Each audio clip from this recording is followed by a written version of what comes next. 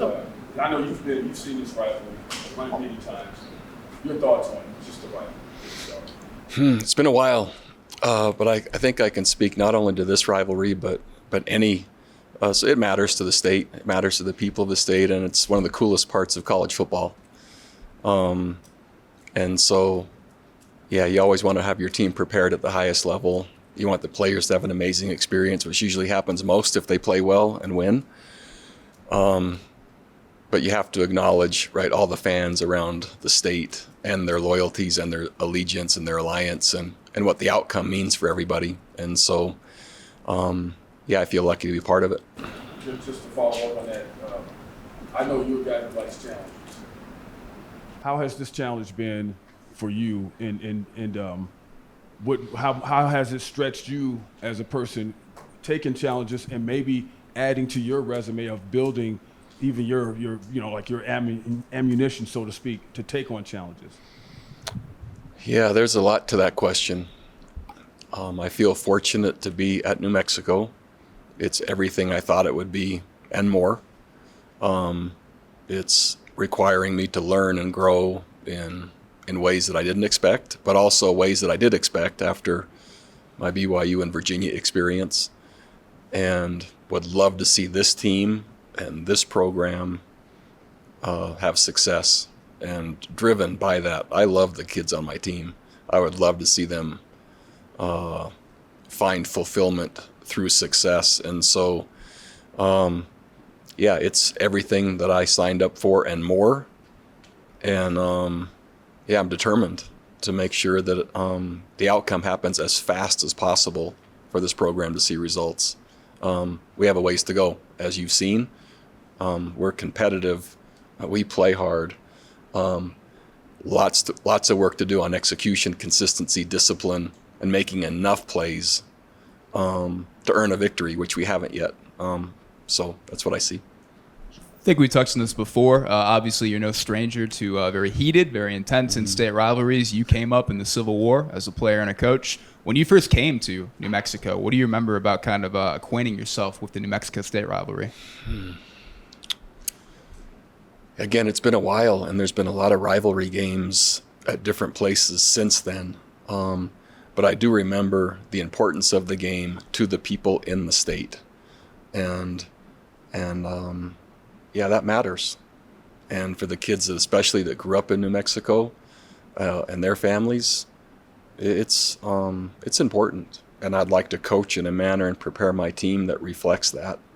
And those memories, they last for a long time. And there are certain games, even though they're college careers, right, there are certain games that are defining moments and maybe stick out and last longer. These type of games are normally, they're a little stickier and they last longer.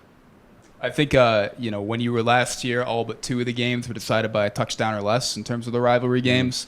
One of them, I think it was 2001. You guys beat New Mexico State 53-0 to reach a winning record for the first time. I mean, among games like that, what are some of the notable memories there that you can recall? Gosh, I wish I could recall. I really don't. So I'm glad you kind of jogged my memory.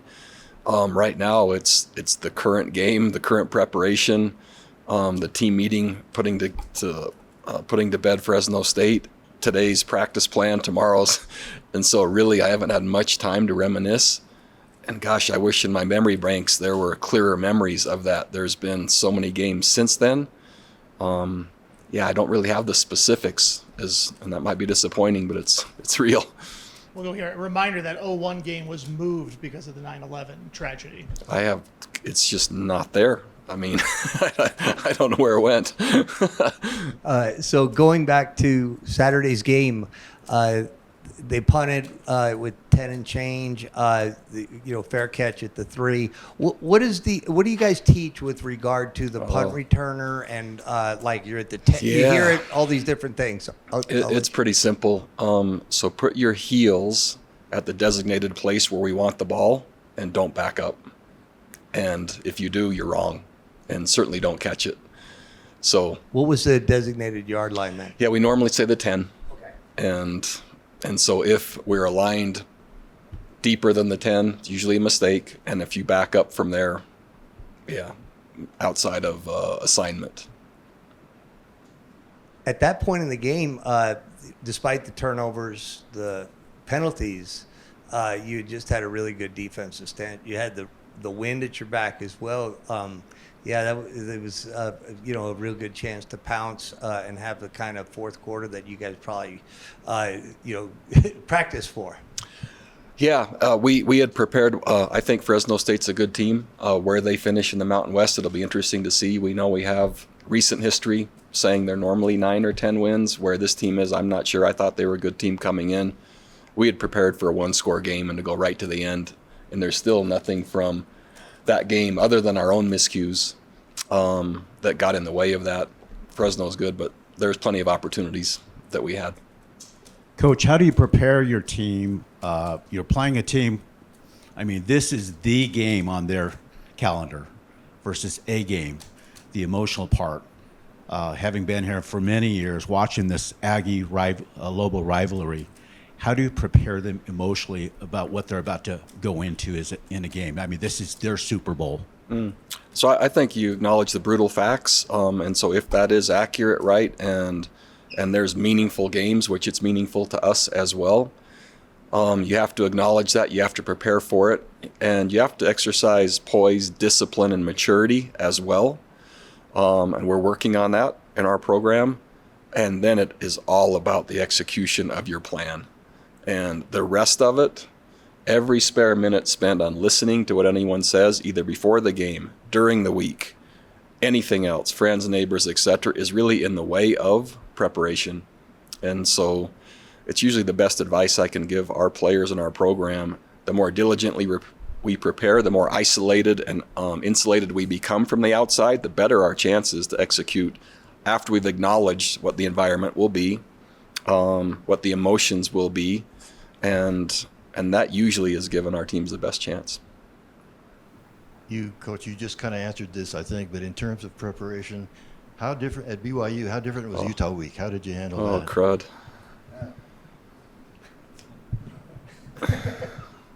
That's a tough one to explain. So they call it the Holy War. I'm not sure there's anything holy about that.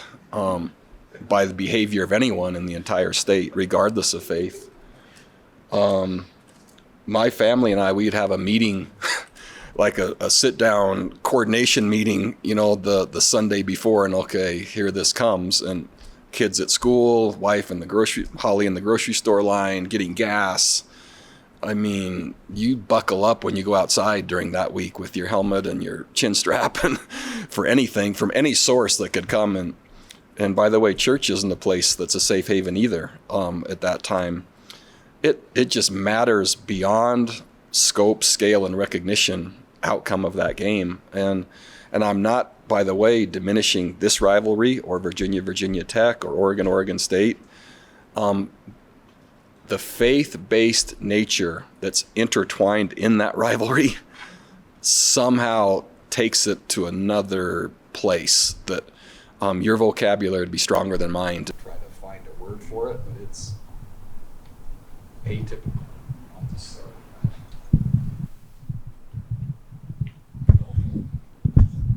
What's it like for you behind closed doors? Are you a fire and brimstone guy when it comes to big games like this? Because you have the season opener, you have the conference opener, you have a game against an SEC opponent. But when it comes to New Mexico State, are you a guy that's going to get up and stand in a box and yell, or are you pretty measured? No, I don't hesitate to say what I think, but I like consistency, and I like being an anchor. Of truth and strategy and substance. And what I found is the rest really is a waste of time. You bring motivated people to your organization. You do the best to align them and teach and execute and inspire when needed. But the thought that happens on game day or on a soapbox or et cetera, man, it makes great content for social media and it makes great content for TV. Usually, I would say most of it's self-promotion and has little effect on outcome. And so I'm not that person. Maybe others want me to be more. I'm just not. So what you're telling us is that it's just easier to just stay even keeled through everything. You know, I'm not sure it's easier. It might be harder to stay even keel through all. I just think it's more effective. And not only this week, but every week, even though it hasn't shown yet, the consistency of our assignment, our technique, our effort, our execution, our program, and our focus being there will end up gaining traction at some point. And the more I focus on anyone else, anything else, or any other opponent, it really just slows us down. And so, again, that might not sound right during this week. We have a lot to do just within our own program, as you've seen. And that's where my entire focus is. And that's not disrespecting our upcoming opponent or the rivalry. My job is to help this team play the best they can, and that usually means my entire focus on us. And at some point, traction and results will show. When you look at NMSU, a team that's done some nice stuff defensively, but definitely struggled offensively, I mean, what has stood out so far from what you've seen? I think they're well coached, and each team at each place has kind of a different identity and a different rhythm. And so, as you just mentioned, and what they're probably self-assessing is they're probably saying their defense is a little ahead of their offense. Their offense is capable, they're well coached, the scheme is good, the design is good. Every week in college football, whenever you put on the tape, you're always hoping for, man, they don't know what they're doing. And it's always the opposite. Here's the next guys that know what they're doing. And maximizing resources, which they are. And so I see a well-coached team, and they've had some challenges in terms of result, but I don't see it in terms of execution or design or plan or talent. Again, to your point, they're probably self-assessing, saying their defense has probably been slightly ahead of where their offense is in terms of results. It's not because of strategy and coaching from what I've seen. And then I think you've kind of touched on this a little bit today, too. I mean, do you use the fact that UNM is on a 2-game losing streak to NMSU as a kind of a motivation point, or is it not even in the picture? For me, it's not even in the picture. I'm sure our players know already. I'm sure folks have told them. It's not on my radar. And it's not going to make us or me try any harder. That's not possible. It's just this opponent, this game, this setting, this challenge at this time to try to help my current team have success. And I have no other energy left after that.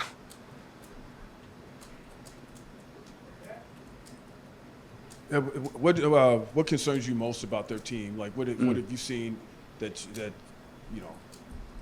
Yeah, I think, again, I think I mentioned it. I like their plans, offense, defense. I think they're well coordinated. I think they're well coached. I think that they try hard.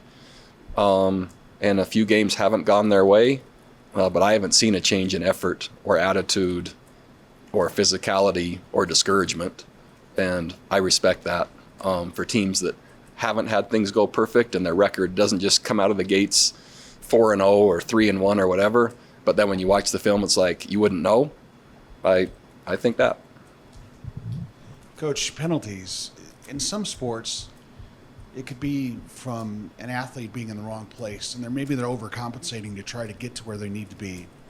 It could be lack of discipline. But when you pore over the game film and you look at your players, what is it the last couple of weeks that have led to so many penalties? Yeah, it's a really, really good question. I addressed that with my team today, and I love analytics, and I love studies, and I love research, and I love predictors of success. And so I'm gonna say something first, not to diminish the penalties, because I'm not going to with 33 in the last 2 games, which is unlike anything that I've experienced before.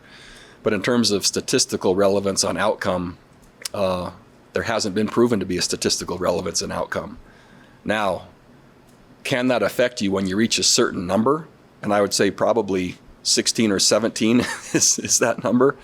But it reflects a couple of things. And again, I'm speaking in theory and what I've seen over 2 weeks. And we're asking a lot of our team, and they want to win, and they want to try hard, and they're digging as deep as possible. And that digging deep is now moving them past their assignment, past their technique, and past the typical play. to trying to do more. And that's a challenge. Our quarterback is very mobile, extends plays, etc. That's led to some challenges for our offensive front, right? Blocking harder, longer when he moves the pocket, possibly holding exposed. RPOs, possibly, man, he holds it a little longer, player downfield. Similarly, maybe in the secondary where contain is broken, the quarterback holds it a little bit longer. But in general, I would say discipline are the pre-snap focused part of the penalties, if you had to categorize them. And then I would say effort and competitive spirit are the during the play, if we had to put them in buckets currently. And it doesn't take more than just what's within your assignment, within your technique, even though the urgency to have outcome is growing and the player is feeling the pressure to have that is growing. You actually then play within your assignment and within your technique at a higher level, not going outside of it. And so, yeah, we have lots of work to do in that area. I addressed it this morning. I wasn't sure after Auburn how much of that might have been the way our trip went, how the weather might have been, the setting, the noise, etc. for the pre-snap. But now to have seen it this week also, that got my attention, and so I addressed it with my team today. Whether that will be an immediate all of a sudden change, we'll see. But at least we have a plan moving forward. More run for Devin Brand Epps over the last couple games. What has he done to kind of extend his role to this point? Yeah, he makes plays. He's physical and he's tough, and he's hard to move in there, but he's also productive. And he's battled injuries from the minute he arrived, and so to have him healthier has been really a nice addition. As Fresno struggled to run the ball, he had a lot to do with that. And man, anytime you hold an opponent over 100 yards rushing, you can actually start calling the game defensively more accurately, and so he really helped. And then where is Okiki kind of in terms of developing in that edge rusher group? I think you used the right word, developing, and more natural, I would say, versus pass than run, learning to play run defense, learning to be a control down, first and second down player as well. And that's an acquired taste, and it takes a different mindset besides just being on the edge and going after the quarterback. So he's learning. You've talked as well about the need to, or the desire, I should say, to kind of get more offensive playmakers involved on that side of the ball. This was a career high for Trujillo against Fresno State. What did you see out of his performance? Does that add kind of clarity to the search for more playmakers? It's becoming clear, and Nick, from fall camp, actually from spring practice through fall camp, we've seen it in practice, and so just waiting for that to emerge. Game 1 and 2, a little uncertain, a little tentative. But we're seeing it emerge as you all are seeing it emerge. And so in addition to the run game, in addition to Wysong, in addition to Bruckler, in addition to our quarterback, now to have another effective, long, and fast, big play threat and target, man, that really helps. And now with Medford also, I would say emerging, that becomes pretty good news for our offense. Then about a third of the way through the season, I don't believe we've seen a carry for Andrew Henry. Is that's just strictly a usage thing at this point? No, there's news to report there. So at this stage, eligibility issues, NCAA in terms of what does eligibility look like, and so currently being held based on that. And I don't have any more information. That emerged last week. Okay. And then in terms of some of the guys that were inactive this last week against Fresno, Bobby and Dom as well, are they expected to be back for this game against New Mexico State? Not sure yet. And then I think Cam also got banged up too, and I don't think Ish was available. Kind of same deal there. Same. Mm-hmm. And then is Tavian on a timeline to return? On a timeline, I wish I knew what it was. You were talking about the penalties in reviewing the film, the turnovers. Were there any things about those that? No, not in particular. Just I would say, man, Devin is a really good player, and probably just tried to do a little too much in both, so a little forced on both those, but aggressive. And at quarterback, that's part of his development. And I'd rather have to tone him back than encourage him to be more aggressive. So I would just say that's part of learning, growing, and becoming a great player at that position. First fumble for Eli, and so I don't anticipate that being an issue. I believe the Sam Houston State game was the only game. Actually, no, never mind. Are you preparing for multiple quarterbacks to see multiple quarterbacks against New Mexico State? Have to, I think. until a starter is named, but there's enough film on each one. So, yeah, I think that's just sound coaching and pretty typical.